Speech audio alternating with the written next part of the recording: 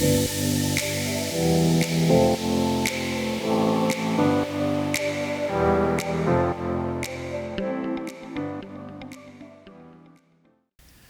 everyone, and welcome to another episode of the Honor MD podcast. I am Dr. John Diaz, a Beverly Hills plastic surgeon. Next to me is my beautiful wife, Ursula Diaz, and I'm the co-founder of Honor MD Skincare.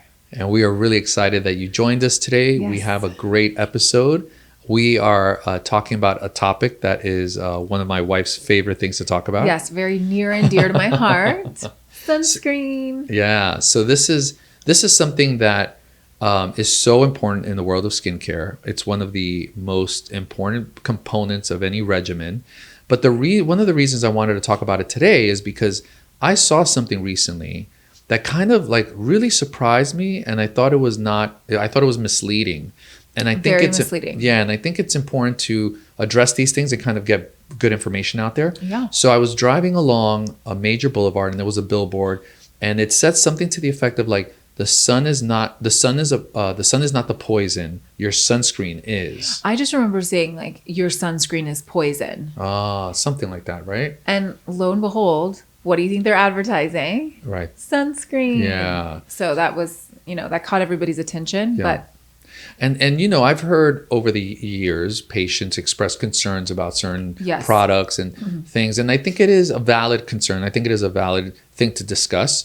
But I wanted to try to share like accurate medical information today, and provide some advice that I think people can take with them and use in their day-to-day routine. well, it's very valuable. And Yeah. hearing from you, because there's so many people talking about this. Yes. From billboards, like you Yes, said, but yeah. also it's very popular on Instagram. Yeah. And I know because my mom sends me every video. Right. And it's probably a lot of fear mongering. It's all fear mongering, Yeah. and it's very misleading. And then it's so interesting because when I'm like, who is this person? And it's somebody with no medical background, somebody with no formulation experience. Yeah. They're average people or influencers, and they make a career out of fear mongering Yeah. and like what's in the food, and very specifically sunscreen is Yeah. a big one that they make lots of videos, and they have all the biggest brands that you would see at a CVS or Rite Aid, and they go through each one, and they make you it's very scary. It's very compelling. I'm happy you mentioned that because it's actually something I deal with in my practice, and we've talked about it before, but I think it's important for everyone listening to just keep in mind when you hear or see something that is triggering fear in you about a product or a treatment or something like that, just keep in mind that the people that are posting this kind of content, they know very well that it's clickbait. Yes, that 100%. any title or headline that is about fear or something scary is going to get more clicks. And then it kind of creates this vicious cycle where they get more clicks, they get more views, and then it reinforces this behavior to put even worse, more scary things out. And then other people who are competing with them see that, and then so it's like this nuclear arms race about who can fear and scare people the most. I know, it's really sad actually. Yeah. So let's talk about sunscreen. So we all know it's super important, but what is it? Like, I think it's still, even for me, it was very confusing for me when I first learned about sunscreen and what it is and how it works. But Okay. you know a lot about it, but you have chemical sunscreens, you have physical sunscreens. The chemical ones are the ones that I think people are worried about, and all this fear mongering is about, because it does have these chemical names, like oxybenzone, and then there are these things that people like on the surface, you read it or you see that name and you might be like, what? Like, I don't want to put that on my skin. It's important to keep in mind that everything is a chemical. Water's a Right. chemical. So all skincare has chemicals in Yeah. it. But yes, you're absolutely right. Right. So there is the physical block, sunscreen, right. and then the mineral block. Is that the same thing? Mineral and physical? Yeah, because a lot of the physical ones are the minerals like zinc. And then the chemical ones. But Right. they both play an important role. Right. And one is not bad. Right. I mean, do you think it's bad? No, so this is my thing, because when it comes to the world of medicine, and obviously this is a topic that's very timely because there's so much controversy about different medicines and vaccines and things like that, which that we can leave that for an entirely different conversation. We're not even going to get into that one. But when it comes to sunscreen and a lot of topical medical things,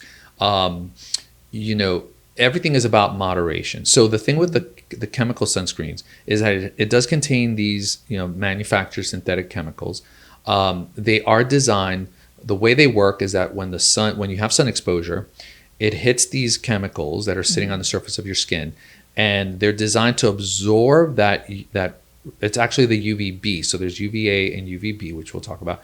But the UVB is the one that's going to burn you. Okay. So it absorbs the UVB ray, and it converts that energy, and it breaks the bonds in the molecule of the chemical, and then it kind of dissipates as heat. Which is so interesting. It's super interesting. Yeah. It's amazing. Like when you think of like the world of medicine and like the things we have available, it's kind of insane. So this technology, it's incredible. Like that they figured out. Like if you apply these certain chemicals, it absorbs the sun rays, and then it breaks apart, and then it dissipates the heat, and it prevents a burn. Now it doesn't. A lot of them slow down, like the UVA. Which the UVA is the one that ages you and damages you long term. That one penetrates really deep. So it's they can both cause cancer. Correct. Long term, right? Long term. So the thing with these chemical things is anything you put on your skin, you're going to absorb. Mm-hmm. So there are studies that have shown that if you apply sunscreen, some of these chemicals do appear in your blood in very small concentrations. And so when people hear that, they're like, they get scared, okay. And I get it. I totally understand. Valid. Yeah. But it's important to keep in mind that anything you put on your skin, you're going to absorb, right? Mm-hmm. And it's not about like it appears in your blood. Oh my God, like that's terrible. Well, I think the things that people are really afraid of, and everyone now, typically, I think, wants the cleanest version of everything, right? But also that a lot of the fear-mongering or supposed studies, I mean, I know there have been some, and of course they find it in the bloodstream, but that they're linking it directly to cancer, or linking it directly to endocrine and hormone disruption when then you can't get pregnant, or so becoming infertile or having cancer immediately is probably, especially women, really afraid. Of course. But because something is found in the bloodstream that's maybe a hormone disruptor, is that a proven thing? So here's the deal, and this is so important to understand with medicine, is that a lot of the studies where they look at these components like just individually, what they'll do is they'll do experiments in lab animals, let's say specifically rats, and they'll put huge amounts and very high concentrations of these compounds in the rat's skin or in their food or whatever it is, and then they see the effects, and then these things sometimes do lead to like a tumor forming problem or something like that.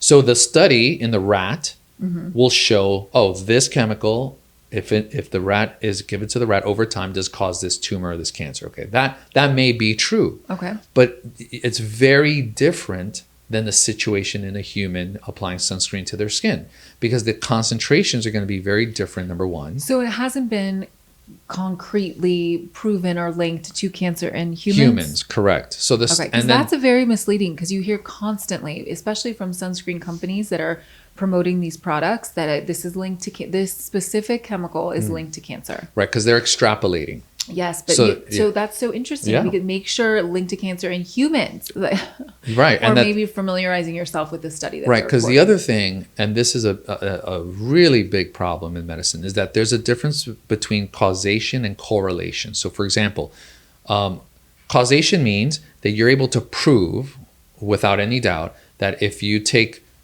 chemical A, it leads to disease B. Right? Okay. There's like a direct link. That's causation. There's no question. You take A, it's going to lead to B. Okay. But a lot of the studies are not that. That's not what they are in humans. Most of the studies are person has or eats or takes compound A, and then they discover years later something. It seems to be like there's a lot of this disease B happening.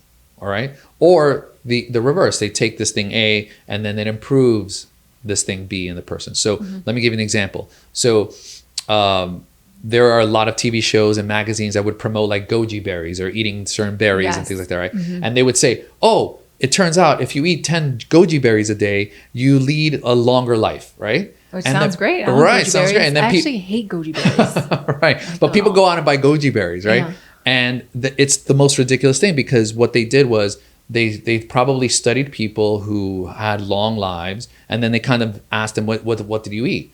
And, I don't know, because I didn't read these studies, but this is what they're like. So what happens is they kind of study a person's, they make observations. What did this person who lived a very long life do? They ate a lot of fish, or they ate a lot of berries, and they ate a lot of this, and they lived long. Okay, great. And then how about this other person who had this problem? They didn't eat these things. So I mean, there's so many other factors. Exactly. That's okay. the point, that it's a correlation. Got it. But a lot of times it's not because of the goji berry. It's just that the very person who's going to eat a lot of berries probably also exercises, probably also leads a pretty healthy life, probably avoids unhealthy foods. And that's why they live long, not because of the goji berry. So if you apply that idea. But the goji berry makes a better story. Right. Of course, because who doesn't want to think like, oh, if you eat this, you're going to, live longer. Like that's how easy is that? You just eat goji berries all day, whatever. Yeah. So the reverse, you have to understand that the reverse can happen where like if you have a study where like, oh, a lot of people who use this thing seem to have this problem. Well, it may not be that thing. It could be a multitude of other things. So is there any study that you're aware of in humans? Because that would be really interesting. I mean, I think I would be a great subject for this because I wear sunscreen every day. Yeah. So like testing, I mean, I think people would probably volunteer. Do you know of any studies like that? No, I don't. I think they've tried and everything has been very inconclusive and there's no definitive proof. And if there is, please share with me because I haven't seen it. So that's really what's going on is that they're extrapolating from animal studies, rat studies. They're extrapolating from human observation behavior. And is it possible that there's a link? I mean, anything's possible. But again, it's very unlikely. And here's the other thing. And we deal with this in medicine all the time. It's all about pros and cons, right? So some people are like, I want to avoid all chemicals on me, blah, blah, blah. I don't want to use that. All right.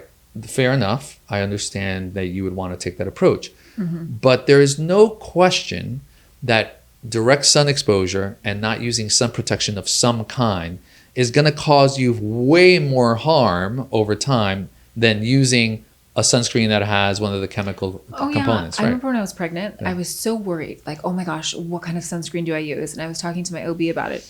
And she was like, literally any sunscreen. You really need to protect your skin. Exactly. And the pediatrician said the same thing when I first had the baby. And obviously there are maybe gentler formulations for babies that are probably better, and physical versus chemicals probably better also. But my pediatrician, shout out to Scott Cohen, Dr. Scott, same thing, just put it on your kid. Like at the end of the day, it's more important to have the sunscreen than not. And I found that very telling. Here are two medical doctors, non-influencers, medical background, OB, pediatrician, working with pregnant women, working with young children.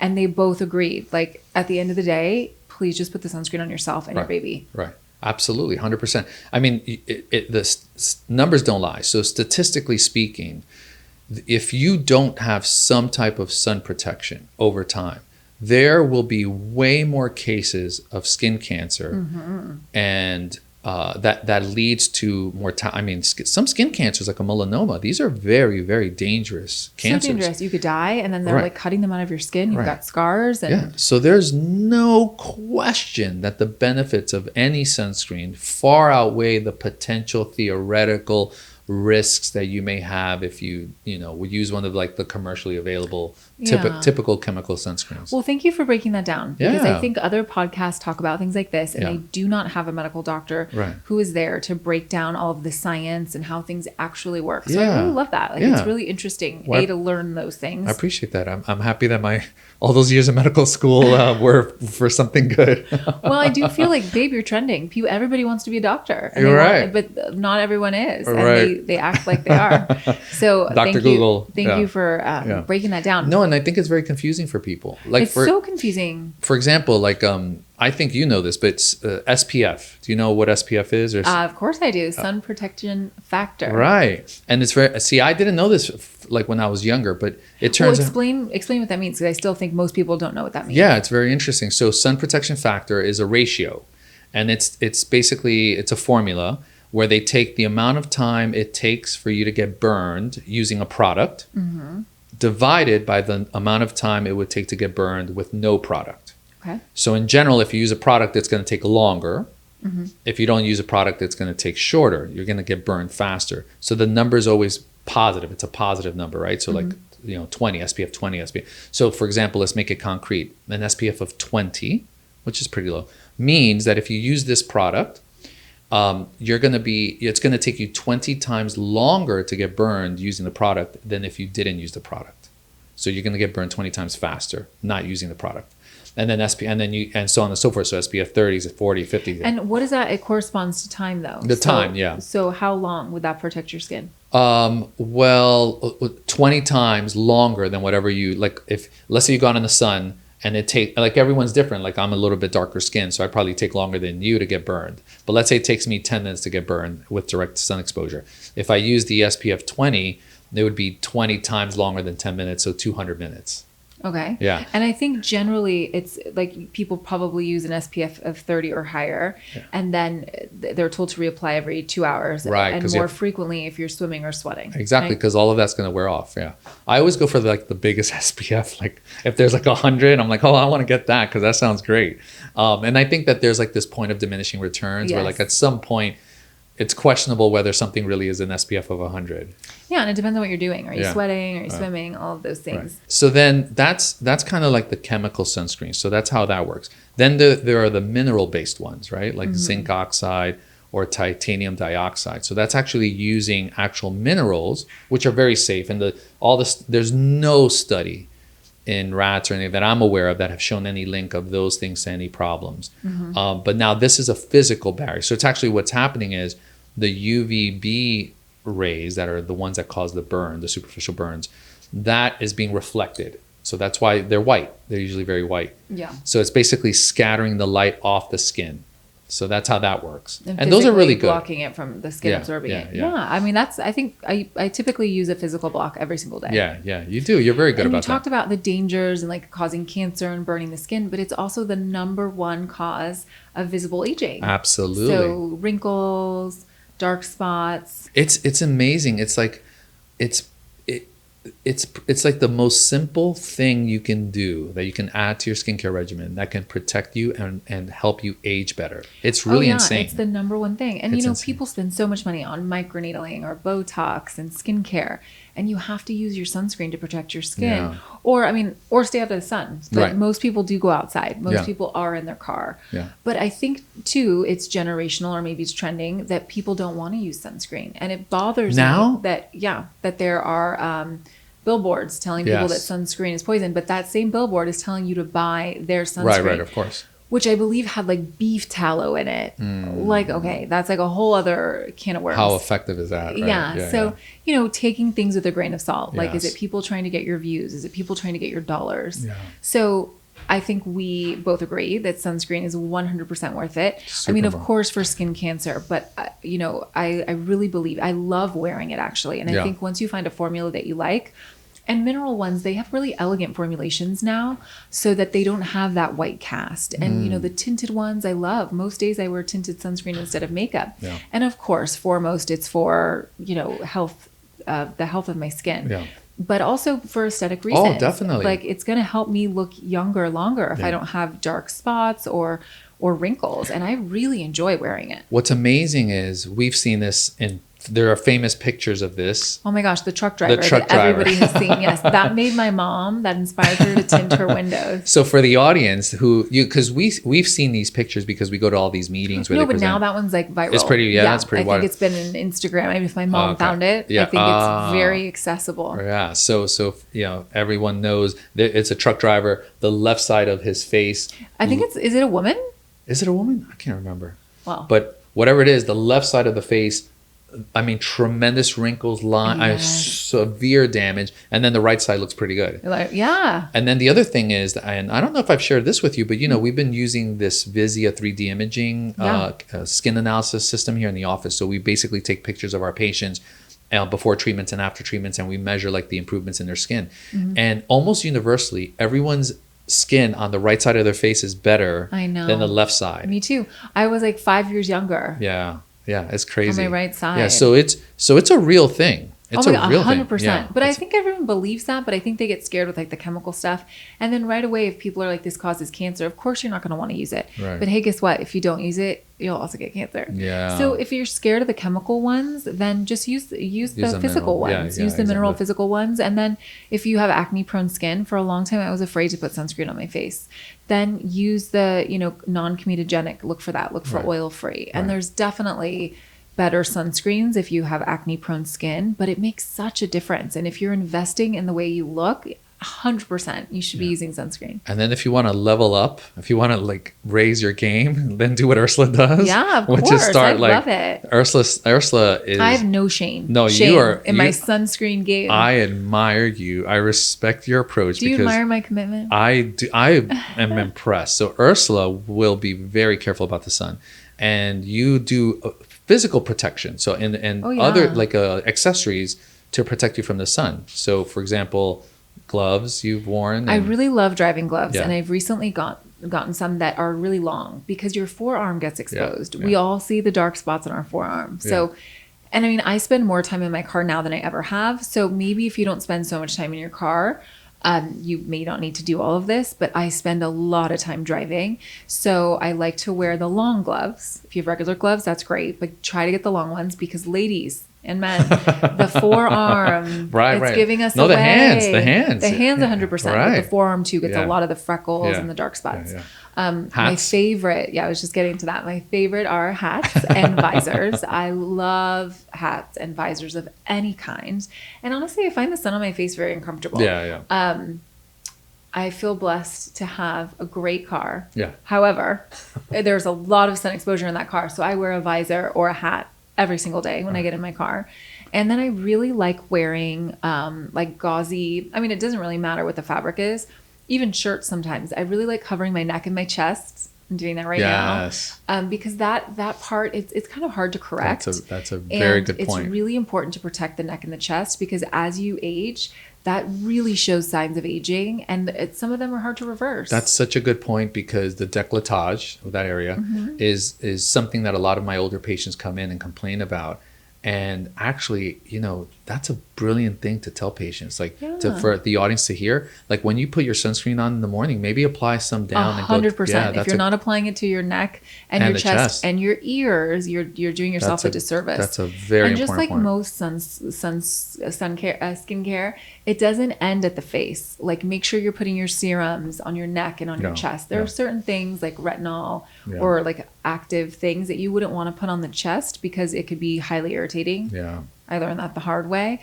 But as far as like serums, you should definitely put that on your neck. And then sunscreen 100%. And don't forget the ears. I think people really neglect their ears. No, that's an incredibly important piece of advice. And even like the clothing I wear, I think when it's really hot, I really like to wear, even with a tank top, I just really like to cover my chest. And in the car, you have your air conditioning on anyways. So get one of those scarves and just cover the neck. Very good. And my wife was asking me for a while to help shield the car better from the sun. So we finally got like I went to the tint service. I know. Thank you for doing that. That was really nice. Acts of service have become one of my love languages because I'm so limited with time. So I appreciate that. All right. You know, we sometimes try to weave love and relationships into these podcasts. So that was a little piece that we could weave in. Oh yeah. But she was asking me for a long time because you were 100% right. Some of the modern cars, in particular I've the noticed Tesla, in my skin, 100%. The Tesla Model X has aged me significantly. Thanks a lot, Elon Musk. So this glass roof it's really cool. It looks great, and they claim that it has protective UV film on it. But the sun rays still get through. I'll tell you right now, I've got some sunspots with a different story for you. So we finally got the super dark tint on. I still wear the visor and I still wear the hat. And speaking of love languages, sunscreen is one of my love languages. I love sunscreen. And don't forget the back of your hands. So that's all I have to get you, like our next anniversary or well, wedding? I mean, I didn't say it was my only love language, but it's definitely one of my love languages. No, that's great. Like I said, Ursula is amazing about it. But that's why I think you look the way you do. It really makes a difference. Thank you. Well, and I wanted to say too, like generationally, I do think that there are varying opinions about sunscreen and culturally. So I don't know if it's like with the younger generations, they're scared of sunscreen because I've also heard there is a generation that has like a sunscreen obsession and then to the point where, or like they're scared of the sun, like they don't want to go outside or something because they're going to age. But also I think there are, maybe it's a segment of people who think that it's very, very dangerous and they refuse to wear it. But I know culturally growing up, like my parents, maybe now I've won my mom over because she knows what she thinks, or maybe she agrees that I know what I'm talking about. But, she didn't really believe in sunscreen. Oh, no. My parents did not wear it. Oh, no. My mom, neither. Yeah. And it's like, oh my gosh, you look so pale. Honey, go in the sun. I remember vividly. Oil, right? and Coca-Cola. So this is going to sound crazy. So my mom and aunts would go to the beach and apply Coca-Cola. Really? Yes, because the Coca-Cola has caramel color. It's a caramel coloring. Oh my so gosh. I think it would go in the skin and then like somehow get like imprinted. Oh so they would my be even darker. Yes. This is like old school Yeah, this is self-tan. super old school. Self-tanning skills. But oh my gosh, wouldn't they be so sticky and like the sand or like the bugs? But oh they my thought God. they looked good. And my parents were very into oil, like sun oil. Yes. Nobody brought sunscreen to the beach except me. I've always liked sunscreen. And I remember we were on vacation and I was on like some kind of one of these booze cruises, but I was like 12, but you know, with my parents. And they were calling me the nun. I think maybe I was in Mexico because I didn't like the feeling of being sunburned. It really bothered me. So I had a hat on, I had tons of sunscreen. I had a t-shirt and then I think I wrapped myself in a towel because there was no shade. See, you were destined to go into this field. I was destined to go into You found your skincare. calling. Yes, I love it. And I love helping people find the best sunscreen for them. Yeah. Because if you don't like it, you're not going to wear it. Yeah.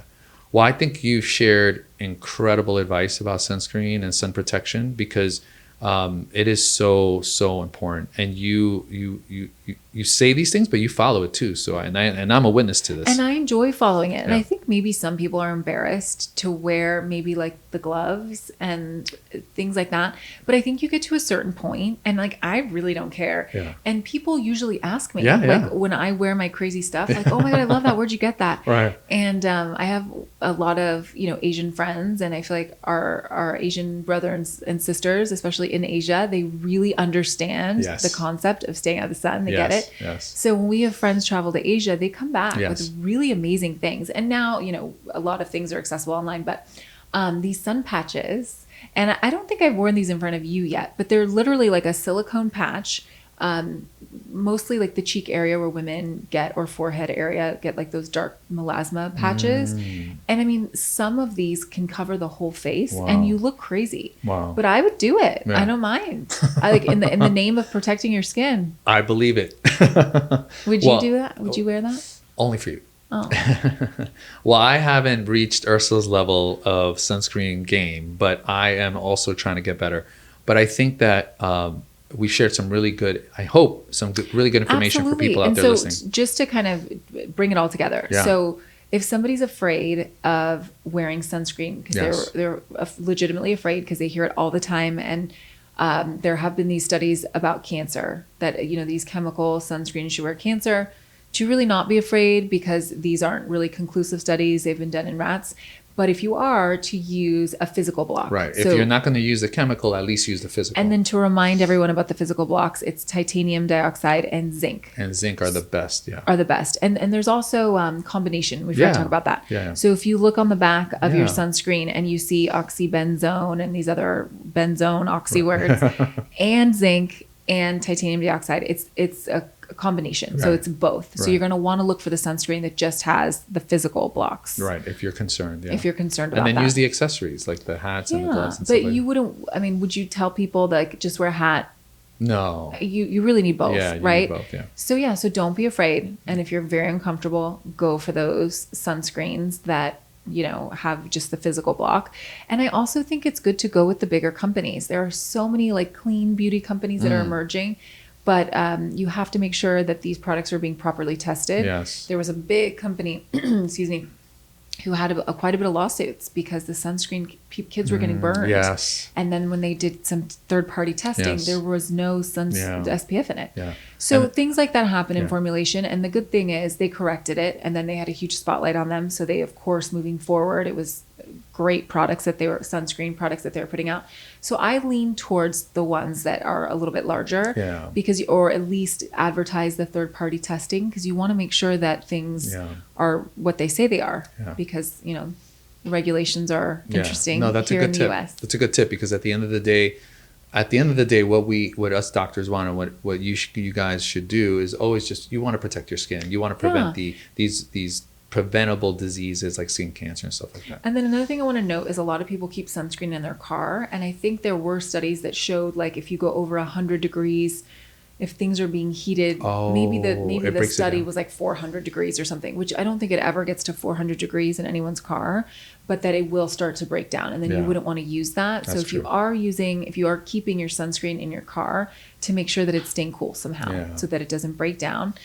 And even if you have acne, there are great products out there. Like, don't be afraid to use it if you have acne prone skin or sensitive prone skin.